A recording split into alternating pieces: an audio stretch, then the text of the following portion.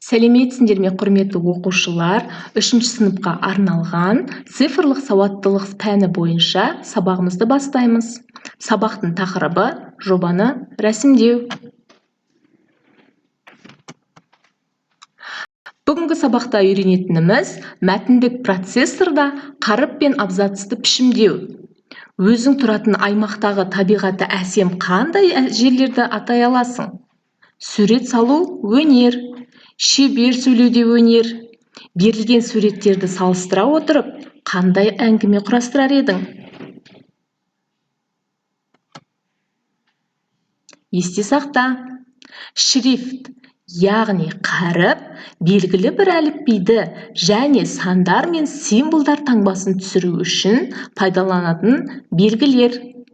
Шрифт пен абзацты қалай пішімдеуге болады?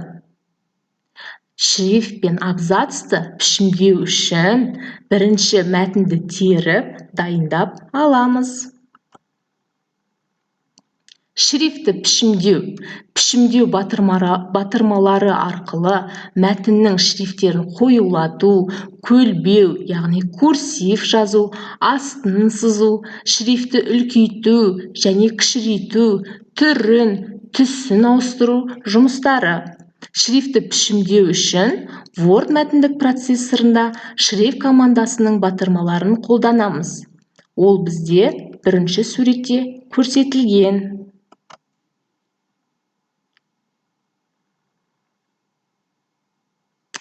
Шрифтті пішімдеуге қажетті батырмалардың қызметі бірінші кестеде көрсетілгендей, балалар.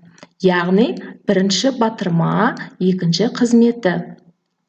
Бірінші батырмада шрифттің түрін өзгерту, екінші батырмада шрифттің өлшемін өзгерту, үшінші батырмада шрифтті қою жазуға, ал төртінші батырмада шрифтті көлбеу жазуға, бесінші батырмада шрифттің астын сызу, алтыншы батырмада шрифттің түсін, стилін өзгертуге болады.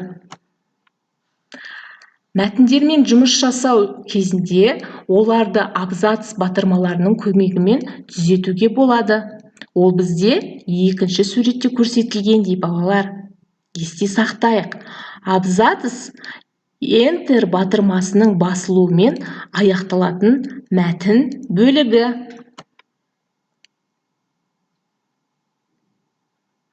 Абзацтың батырмаларының қызметі екінші кестеде көрсетілгендей. Яғни, батырма қызметі.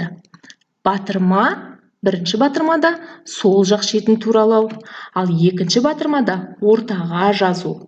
Үшінші батырмада оң жақ шетін туралау, төртінші батырмада екі шетін туралау берілген. Ал бесінші батырмада, балалар, жолдарды тізімдеу. Алтыншы батырмада жол аралық интервал көрсетілген. Балалар, тақырып атауы ортаға жазылады.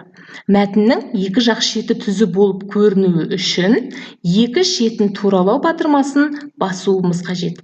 Өтініш хат, эпиграф жазғанда оң жақ шетін туралау батырмасын қолданған ыңғайлы. Осыны есте сақтайық, иә? Балалар, мен сендерге қызықты ақпарат айта кетейін бе? Абзацтың мәтіндік редактордағы белгісі, бұл белгі латынның C әрпінен шыққан екен. Енді анықтайық.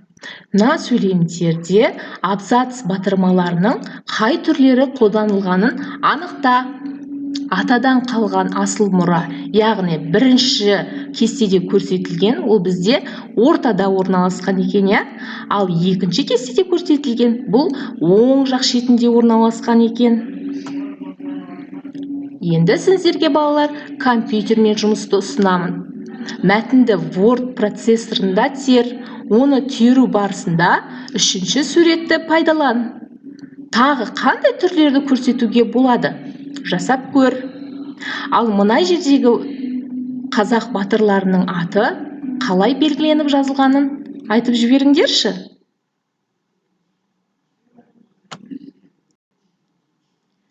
Келесі тапсырманы орында. Батырмалар мен берілген сөйлемнің жазылуын сәйкестендір.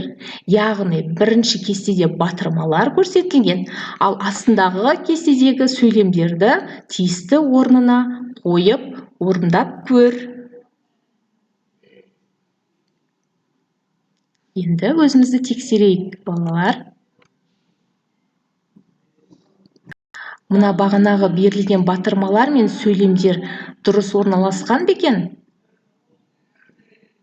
Иә, жарайсыңдар. Яғни дұрыс көрсетіліп тұр, иә?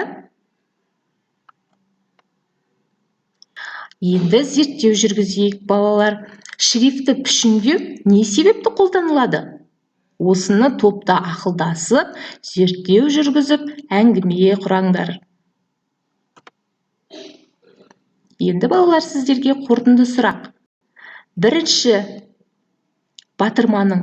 Бірінші батырманың қызметі қандай? Яғни көлбеу жазу. Я, бұл шрифті көлбеу жазу. Дұрыс айтасыңдар. Екінші батырманың қызметі? Жарайсыңдар. Ортаға туралауды көрсетіп тұр екен, я? Балалар, бүгінгі сабақ түсінікті болса, сабақты смайлик таңдау арқылы қорытындылаңдар.